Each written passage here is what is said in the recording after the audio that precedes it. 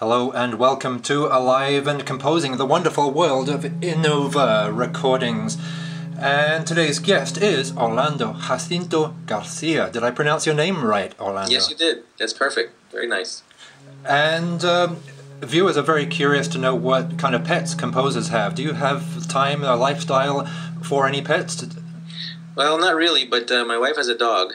And we used to have a cat, which was probably the closest thing to a pet I would have had, yeah. So cat would probably be a pet that I would have. But we became very attached to the cat, so when she passed away, we said, okay, that's enough of that. And does this cat or dog have or had an interesting name that has any kind of artistic or psychological references that we could... I don't think so. The dog's name is Milo, and I'm not a big dog person, so I don't interact with him too much. And the cat's name was Rasky, which was the name the cat had when we got it from a shelter. It was a small, tiny little cat, a few months old. It was a very loving cat. But like I said, as far as any conscious connections to my pets in any of my work, there aren't any, I should say. Okay, yeah, we're not looking for conscious here. We're trying to dig deeper than anyone else has yet figured out in your life. What's your first sound memory? The first sound memory of you on this planet? The first sound memory of my piano. There probably were a lot of other sounds, that were around, obviously. But I remember when I was a little kid in Cuba. I was about 3 years old. My parents got me a small, actually, kind of record player that looked like a Victrola in some ways. It had an arm to play the records, and it had a big kind of round cylinder attached to the arm with a needle, and the sound would come out of this kind of cylindrical shaped object. And they gave me a children's kind of tune on this little, I guess, 45, and I used to listen to it over and over and over again. And so obviously, I mean, to this day, I remember the tune. I don't remember all the lyrics and what have you. But it was a children's tune. And I remember sitting there affixed, watching this thing spin around and listening to this tune over and over and over again. So that would be the probably earliest recollection of a sound, in this case kind of an organized sound in some ways. And do you find yourself doing any ostinati or looping in your own music? I think my music speaks for itself on that account. Yeah, there's plenty of ostinati and looping in my works. Sometimes, multiple loopings and multiple pulses and multiple ostinati. But yeah, and is it connected to that? Who knows? Well, let viewers decide. And on that note, that sounds like a weird dream, but what is your weirdest dream? Do you have any other recurring ones, or one that's just kind of bizarre and memorable to you? Well, I have lots of very strange dreams. I don't have any that I would consider memorable, but I do have some strange dreams.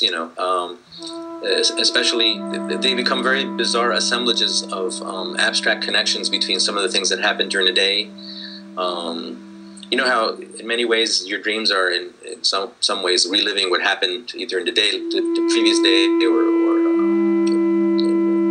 short time before, and oftentimes they wind up becoming very, very bizarre assemblages of 3 or 4 different things that are very disparate that happened at the same time in your dream. It didn't happen at the same time in reality, obviously, but in your dream. So I find myself having dreams like that quite often, especially after a long, eventful, taxing day.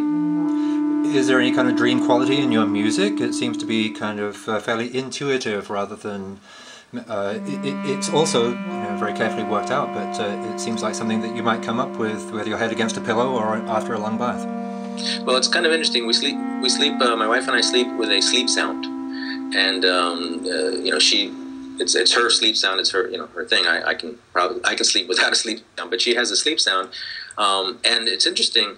Depending upon how you lie in bed, there are kind of I don't want to say oral hallucinations, but maybe that's the closest way to describe it. There are actually oral sound patterns that become kind of clear and evident as I'm in bed. And from time to time, some of those oral patterns actually wind up in my works. So, is there a dream or dreamlike quality in the works? I don't know. As you probably know, and my interest really is in creating a music that draws the listener in, and in some ways makes the perception of time kind of blurs, should we say, blurs the perception of time, certainly of kind of an objective time. So there's that kind of abstraction in the work. And I think, dreams certainly do that. The dreams blur any kind of chronological time as you're having them, because you could be in a million different places at one time. So how does your art make a difference in the world? What motivates you? It sounds like you'd like us to listen better. Yes, I think that in many ways, I think art should somehow, and maybe this is adventuresome at best, but I think art should somehow have an impact on the person that's experiencing the art, and it should, in some ways, change how they perceive, in my case, sound, because I'm working with sound, how they perceive sound. In the case of a visual artist, perhaps how they perceive visual imagery, or even the world around them. So I would like my work to at least get people to listen to music in a different, and sounds in a different way. What's your greatest fear? My greatest fear? Mm-hmm. That's a good question. That's a good question. It's a very good question. I don't really think about fear, so that would take some real thinking. I don't. Don't get me wrong. I mean, there are always some apprehensions about this or that, but I don't have any really big fears that I can really pinpoint. So that's an interesting question. All right. So you're enjoying yourself on a nice desert island, for instance, and you brought a few MP3s with you of pieces that you feel especially sentimental about, or changed your life in one way or another. Can you name some of those pieces? There's a lot of pieces that I obviously if you're on a desert island it may be somewhat limited, but there are a variety of pieces that have had a big impact on how I think about how I think about music. Obviously, Feldman was a big factor in how I think about music, and so you can name a bunch of his pieces, but there are a few that I think were especially striking to me, and maybe they're pieces that aren't as well known, but pieces like Oboe and Orchestra, which is a piece that he felt was really very dramatic perhaps for how he wrote, I think is a very, very gorgeous piece. Violin and Orchestra, another incredible piece. Also the pieces he wrote for the trio, with piano, flute, and percussion, primarily vibes. There's a series of those. I think those are all wonderful pieces, and I would love to have all those as well. But there's other composers that may seem a little bit more removed that might be surprising. John Coltrane was a very big influence. It has been a very big influence in how I think. So Giant Steps would be a piece that I would want to have with me, and as well as a variety of other works by Coltrane. And then there are some unique pieces by composers that again may be very different stylistically. Steve Reich for 18 Musicians, for me, is a piece I would love to have when I was, if I was on a desert island. Stravinsky's Symphony of the Psalms is another piece that I would very much like to have with me if I was on a desert island. And Webern's Concerto for 9 Instruments, among others, would be another piece that I think would be of importance.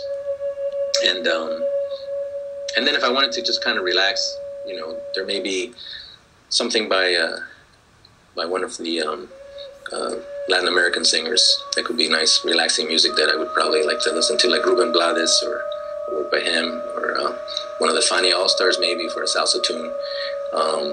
And then, of course, we can't forget some of the rock music that I listened to when I was younger. But perhaps instead of just the rock pop music, maybe something by John McLaughlin or Al Di Meola. So that's a little, kind of an eclectic bag of some of the things I would listen to. So you were born in Cuba, is that right? Yes, I was born in Cuba. I came to the United States just as I turned 7 in 1961. And then my family came to Miami, Florida, which is where most Cubans wind up. But we didn't stay here very long because my father, as an engineer, was looking for work, and work in Miami for engineers, especially in the early 60s, was pretty scarce. So we wound up moving to Baltimore, Maryland. And I spent the next, about 15 years of my life up there. I went to elementary school. That's where I learned music. I began playing clarinet when I was in 3rd grade as an 8-year-old. Went to public schools there, and then actually went to school in Western Maryland at Frostburg State University, where I have one of my undergraduate degrees, before coming back to Miami, actually, in the late 70s. And I came to Miami and then did graduate studies at the University of Miami, where I got my doctorate, my master's and my doctorate. In the meantime, worked with Feldman at the Atlantic Center for the Arts. We became very good friends, and then I would go up and see him in Buffalo. And somehow I got fortunate enough to get a job here in Miami at Florida International University, which at the time was kind of a young up-and-coming state school. And I'm still here. And what words of advice do you have for the next generation? I know you've had some great teachers, and what have you learned from them, and which of those pearls of wisdom do you like to share? Well, what I tell students is that you have to be informed. And ultimately, it doesn't matter, what aesthetics, what you're going to ultimately be using as the way you state and you create music. But I think that you have to be informed, which means you have to really know everything. We're in a kind of an interesting time where there are no one or two or three main aesthetics. There are a plethora of aesthetics. It's, I'm not saying anything new here with the postmodernist kind of experience that we live in today. But I think that no matter what you decide to do, you have to be informed as a composer and as a musician. So you have to have a tremendously diverse background. And that's what I try to instill in young composers that are my students or students that I come across around the country and in other countries, is that make sure that you're informed, and that means you have to know quite a bit, not just about the music in the 20th and 21st century, but the music before that. Yeah, it seems it's always been helpful to have a voracious appetite, but now we've got an even bigger dish in front of us with the whole internet worth of stuff to listen to and to critique as well. Including 4 or 5 of your albums on Innova right here that I've got in front of me. And tell us about this oeuvre of yours. It spreads several years now, and how has it progressed? Can you give us an overview and some of the highlights? Mm-hmm. Well, I'm very, very excited about the fact that Innova is re-releasing my earliest attempt at recording, and that's the Beauty of Silence, La Belleza del Silencio CD, which came out on OO discs back in 1991. And so it has pieces from the late 80s, and Feldman passed away in 87. And so my music from that time is very closely aligned with what he was doing. So the works that you hear on The Beauty of Silence really in many ways references music. As things moved forward in time, I started exploring other things. Not so much leaving the whole idea of slowly evolving music, which to me was the most attractive thing about what Feldman and other composers were doing, but specifically the way he was doing it. But as time moved on, I tried to develop playing with other types of materials and still framing them in this kind of slowly evolving kind of static world. And the next reissue that's also was an OO discs release from, I believe, 97, 98, that time period, Celestial Voices, Voces Celestiales, showcases pieces that came a little bit after that, and it also showcases some of my orchestral writing. There's a work on that CD for 2 contrabasses and orchestra that I think is a very interesting piece.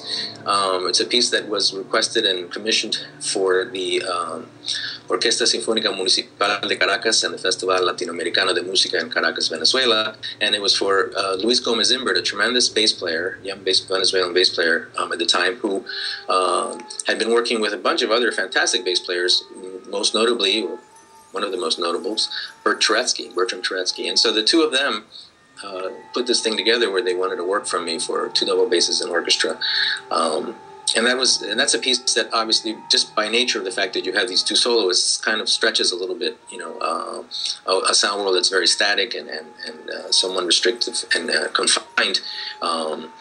It was very interesting working on that piece because I knew that especially Bert, I had been working with Luis a little bit in Venezuela because I had been a Fulbright composer in residence in the early '90s in Venezuela. So I knew Luis and had worked with him, and he knew where I was coming from. And Bert knew me as well to a certain extent, but perhaps not as well as well as Luis did.